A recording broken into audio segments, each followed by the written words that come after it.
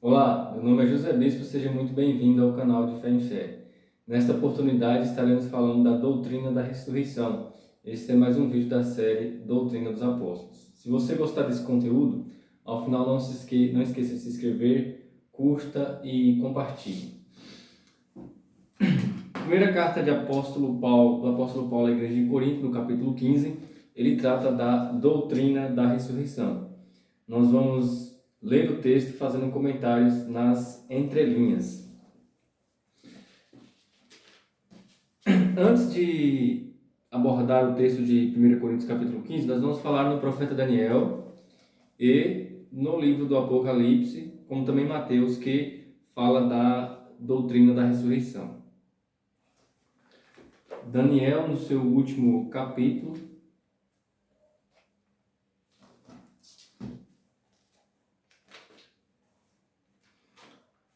ele vai falar de forma indireta da doutrina da ressurreição. Capítulo 12, que diz assim: E naquele tempo se levantará Miguel, o grande príncipe, que se levanta a favor dos filhos do teu povo. E haverá um tempo de angústia, qual nunca houve, desde que houve nação até aquele tempo. Mas naquele tempo livrar-se-á o teu povo, todo aquele que for achado escrito no livro. E muitos, verso 2, dos que dormem no pó da terra ressuscitarão, uns para a vida eterna e outros para vergonha e desprezo eterno. Veja, se tratando de doutrina da ressurreição, há ressurreição de justos como ressurreição de ímpios. Então, tanto ímpio como justo vai ressuscitar. Qual que é a diferença? Ele diz aqui, uns para a vida eterna e outros para vergonha e desprezo eterno. Os justos vão para a vida eterna e os ímpios para o juízo eterno. Vamos passar também Mateus, capítulo de número 25.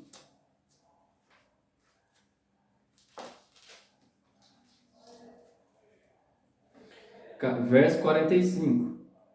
Então lhes responderá dizendo: Em verdade vos digo que quando a um destes pequeninos ou não fizestes a mim.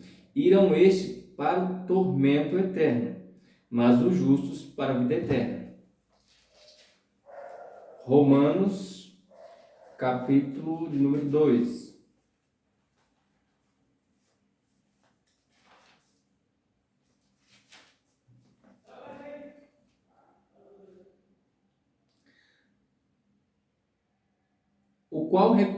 Capítulo 2, verso 6. O qual recompensará cada um segundo as suas obras, a saber, a vida eterna aos que, com perseverança em fazer o bem, procuram glória, honra e corrupção, mas a indignação e a ira aos que são contenciosos, desobedientes à verdade e obedientes à iniquidade. Apocalipse, capítulo de número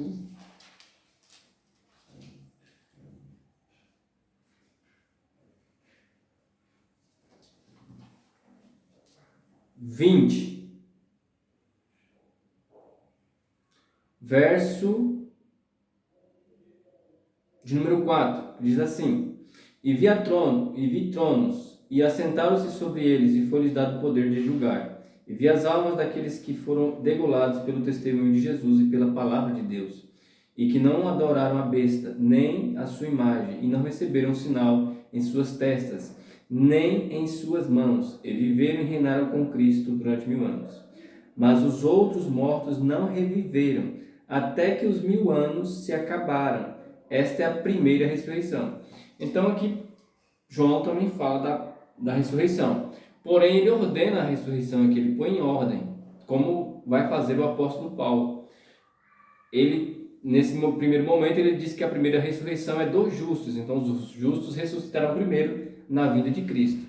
E os ímpios só vão ressuscitar no fim, né? Os ímpios só ressuscitam no fim para receberem a condenação do juízo. Agora vamos lá, a carta do apóstolo Paulo à igreja de Corinto.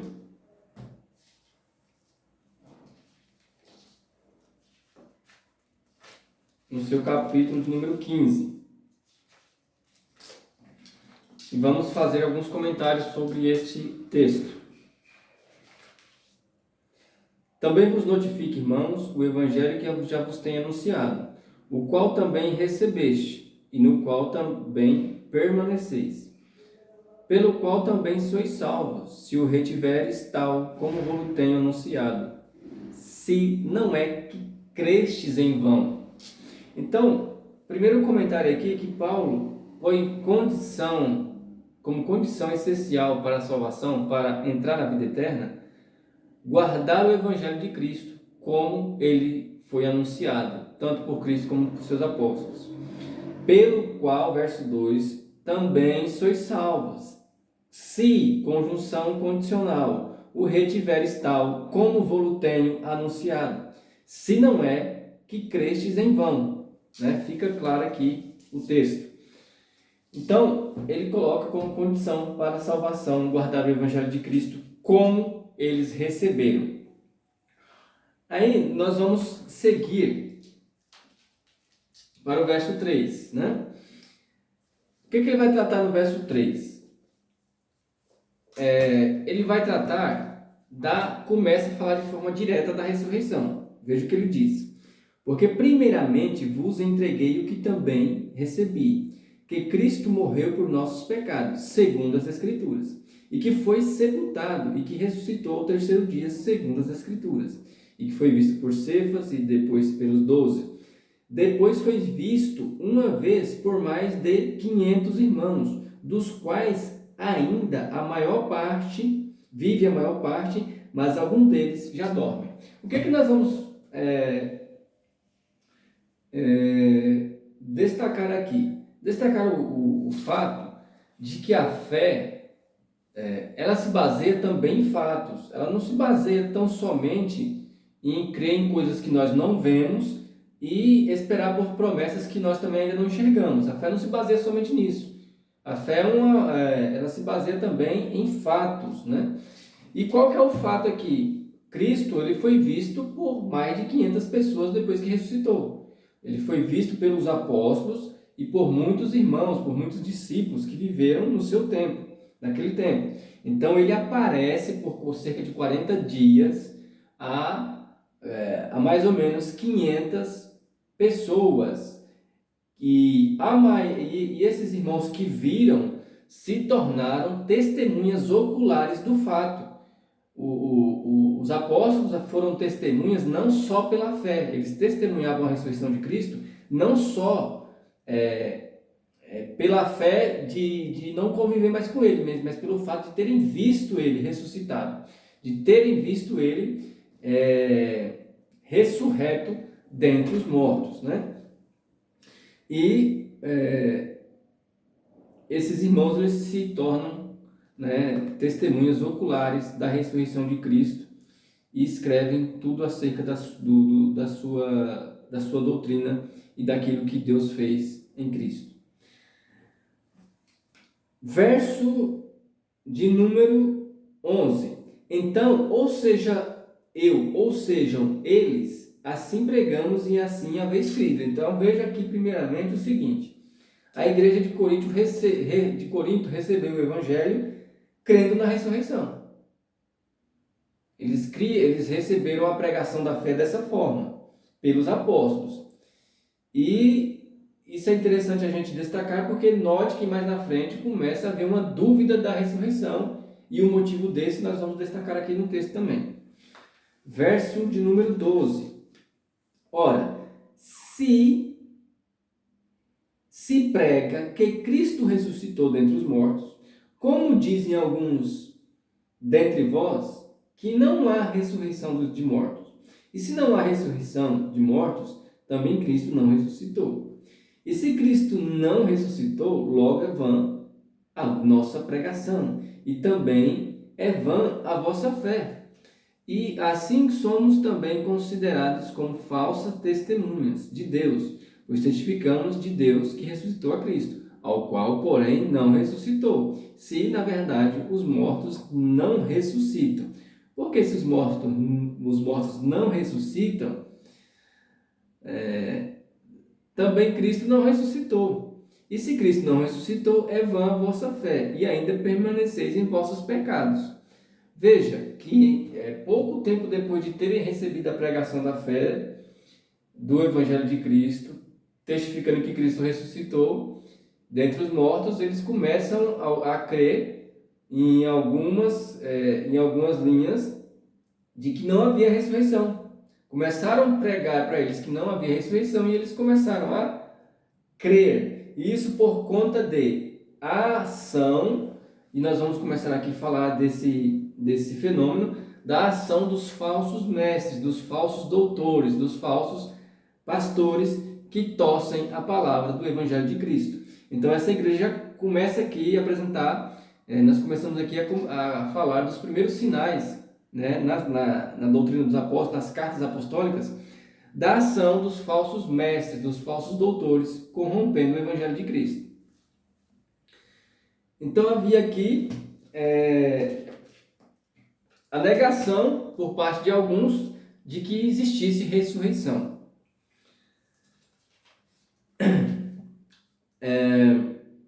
Verso de número 21. Porque assim como a morte veio por um homem, né? Do que nós vamos tratar aqui a partir do verso 21? Do verso 21 até o verso 49, Paulo ele vai tratar como os mortos ressuscitam e quando eles vão ressuscitar, né? Nesse capítulo, mais propriamente, ele fala com ênfase na ressurreição dos justos. Por se tratar da igreja, que ele está escrevendo na igreja de Corinto, acredito por isso, ele fala em particular da ressurreição dos santos. Da ressurreição dos ímpios ele fala pouco, de forma indireta, não dá quase para perceber. Mas o ponto central aqui é a ressurreição dos justos, dos santos, daqueles que servem a Cristo, né? E aí ele vai dizer como que os mortos ressuscitam e quando que eles vão ressuscitar, né? Verso número 21. Porque assim como a morte veio por um homem, também a ressurreição dos mortos veio por um homem. Porque assim como todos morrem em Adão, assim também todos serão vivificados em Cristo. Mas cada um por sua ordem. Aqui ele põe em ordem a ressurreição, né? Qual que é a ordem? Quem ressuscita primeiro? Mas cada um por sua ordem. Cristo as primícias, o primeiro, já aconteceu, já ressuscitou. Depois os que são de Cristo na sua vinda. Então, a próxima ressurreição é a dos justos, os que servem a Cristo. Tanto os que já morreram, como os que estiverem vivos, como os que ainda podem dormir até Cristo voltar. Então, quem primeiro ressuscita, a primeira ressurreição é dos justos, né? Aqueles que servem a Cristo. Não vão ressuscitar todos ao mesmo tempo. Depois virá o fim. No fim ressuscitam os ímpios, que é o que descreve ali Apocalipse no capítulo número 20. E vi um trono branco, e diante deles os ricos e pobres, servos e livres, pequenos e grandes. Depois virá o fim, quando tiver entregado o reino a Deus, ao Pai, e quando houver aniquilado todo o império e toda a potestade e força, né? No fim, a ressurreição dos ímpios. Porque convém que reine até que haja posto todos os inimigos debaixo dos seus pés. Ora, o último inimigo que há de ser aniquilado é a morte. Porque todas as coisas sujeitou debaixo dos seus pés. Mas quando diz que todas as coisas lhe estão sujeitas, claro que se excetua aquele que lhe sujeitou todas as coisas. Vamos destacar outra coisa aqui. Ele vai começar a falar, aqui ele falou quando que vão ressuscitar os mortos, e agora ele vai falar de que forma ressuscitam, né? De que forma ressuscitam. Vamos falar aqui de que forma vão ressuscitar os justos, né? Colocar essa observação que ele está falando da ressurreição dos santos. Como vão ressuscitar os santos, né? Verso 35. Mas alguém dirá, como ressuscitam os mortos? E com que corpo virão? Insensato, o que tu semeias não é vivificado, se primeiro não morrer. E quando semeias, não semeias o corpo, que há de nascer, mas o simples grão, como de trigo ou de outra qualquer semente. Mas Deus dá-lhe o corpo como quer, e a cada semente o seu próprio corpo. Nem toda a carne é uma mesma carne, mas uma é a carne dos homens, e outra a carne dos animais, e outra a dos peixes, e outra a das aves. E há corpos celestes e corpos terrestres, mas uma é a glória dos celestes e outra a dos terrestres. Verso 40. Ele vai ensinar aqui que os salvos em Cristo, eles não vão ressuscitar da forma que eles faleceram, né?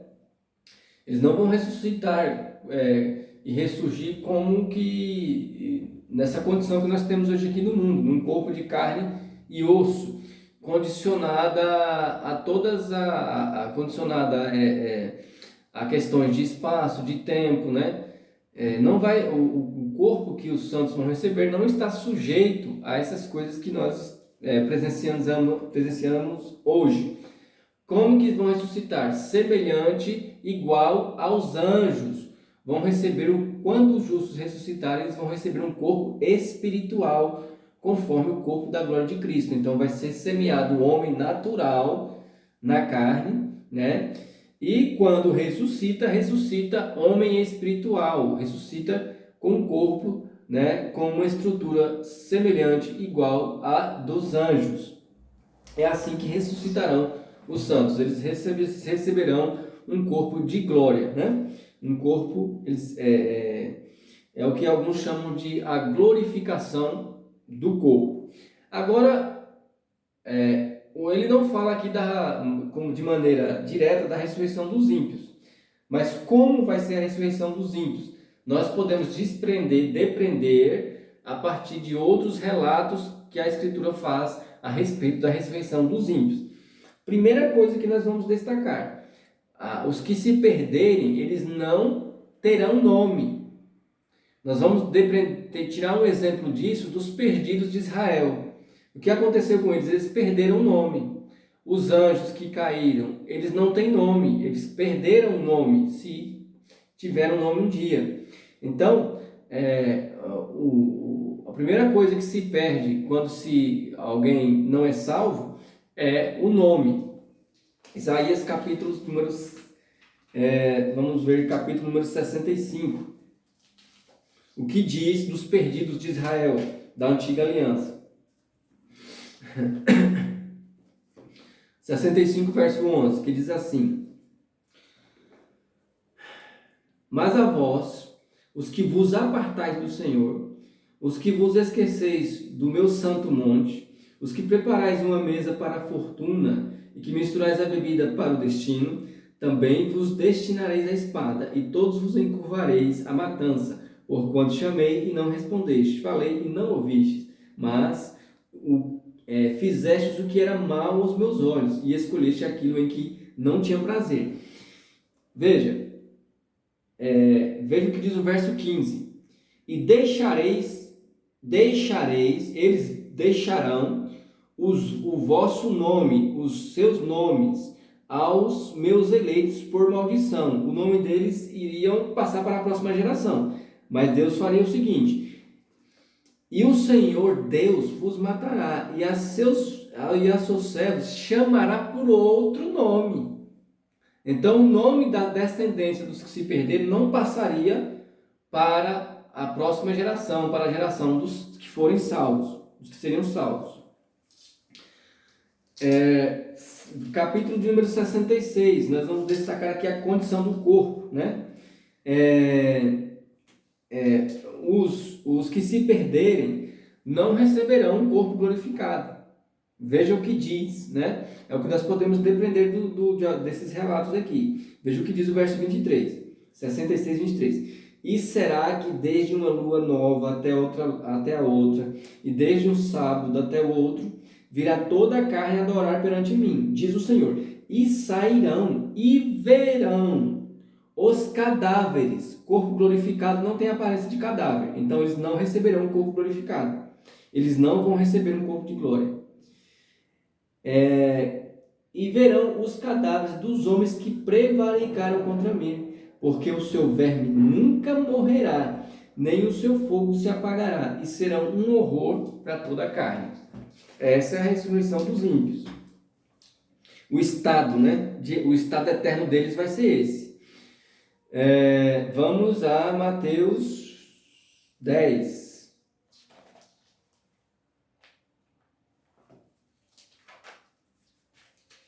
Mateus 10, verso 28.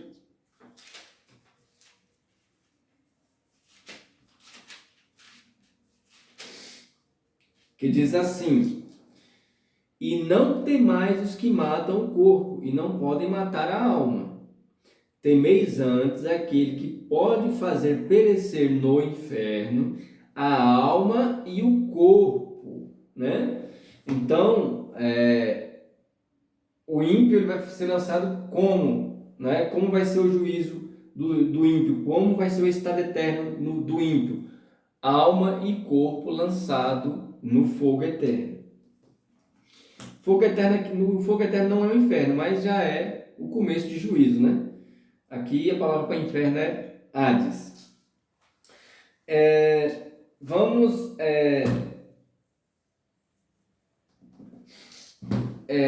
destacar aqui também, nós vamos ver que os ímpios não herdarão nem as promessas e não herdarão também, e eles não terão corpo glorificado. O ímpio vai para o juízo eterno e o justo para a vida eterna. Os justos herdarão a vida eterna e o que mais? Todas as promessas que estão ligadas à vida eterna, Então, aqueles que alcançarem a vida eterna por Cristo, eles vão receber também todas as promessas que acompanham a vida eterna, Tanto a transformação do corpo, um corpo glorificado, como um novo céu, uma nova terra, a cidade de Jerusalém, onde habita a paz e a justiça. Agora vamos para o capítulo, o verso número 50, onde Paulo vai tratar do momento da ressurreição, como ela vai ocorrer, a ressurreição dos justos, que vai ser quando? Conforme o verso de número 23, a ressurreição do justo é na vinda de Cristo, quando Cristo voltar, Apocalipse capítulo 19, aí ele vai ressuscitar os seus servos. 50, verso 50 diz assim: e agora digo isto, irmãos, que a carne e o sangue não podem herdar o reino de Deus. Veja, a carne e o sangue não podem herdar o reino de Deus.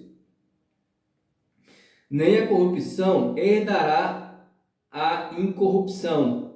Então, obrigatoriamente, os justos ressuscitarão com outro corpo, de outra criação, uma outra estrutura. A aparência humana, A aparência sempre vai ser humana, porque o homem foi feito à imagem de Deus. Mas a estrutura do corpo é outra. Eis aqui vos digo um mistério. Na verdade, nem todos dormiremos, mas todos seremos transformados.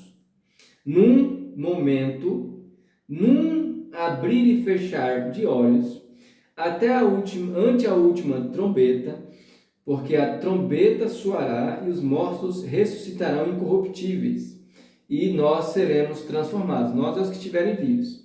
Porque convém que isto que é corruptível se revista da incorruptibilidade, e que isto que é mortal se revista da imortalidade.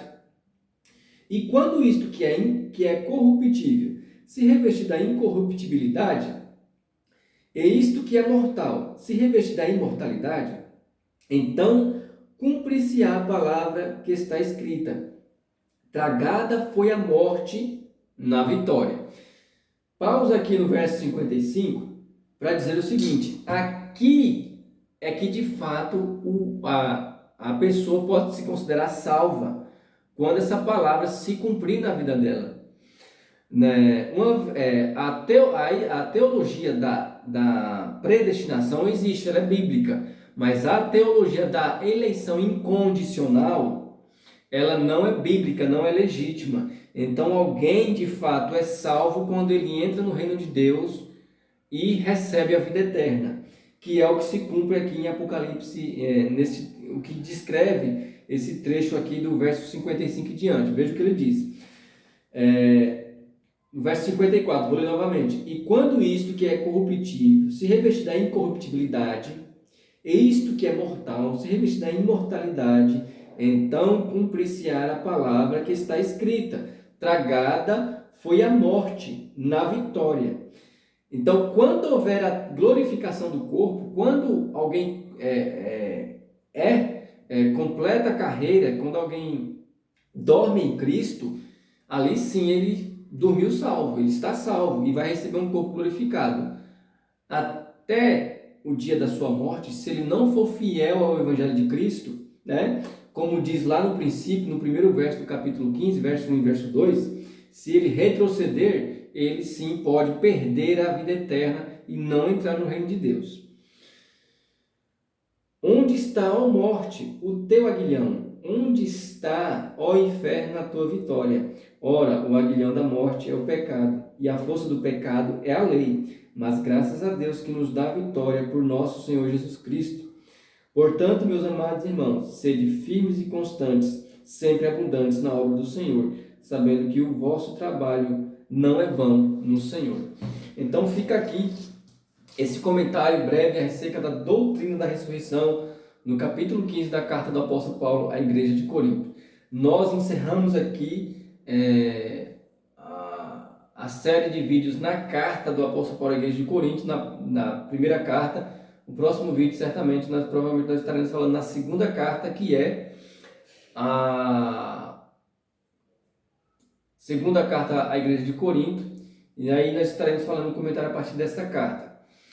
Possivelmente, nós faremos ainda algumas considerações finais, mas já lá no próximo vídeo, na segunda carta da igreja que o apóstolo Paulo escreve à igreja de Corinto.